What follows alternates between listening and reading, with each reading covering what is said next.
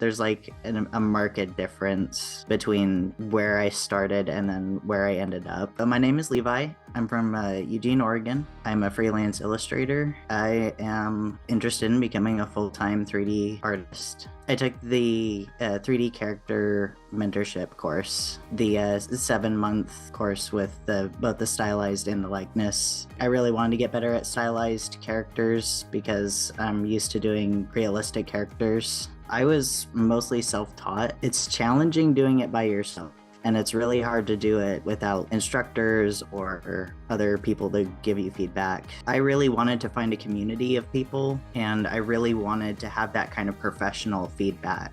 So when I saw that Art Heroes works with industry professionals, I was like totally on board for that. Looking at the screenshots of the initial blockout versus right after the group sessions, there's like a marked difference between where I started and then where I ended up. Also, the career help that I received through the workshop, I'm able to put together a resume and a CV that looks really good, and I'm actually getting responses back. I feel much more confident in applying to jobs. I liked interacting with everyone. I loved talking with the instructors. I loved making friends along the way.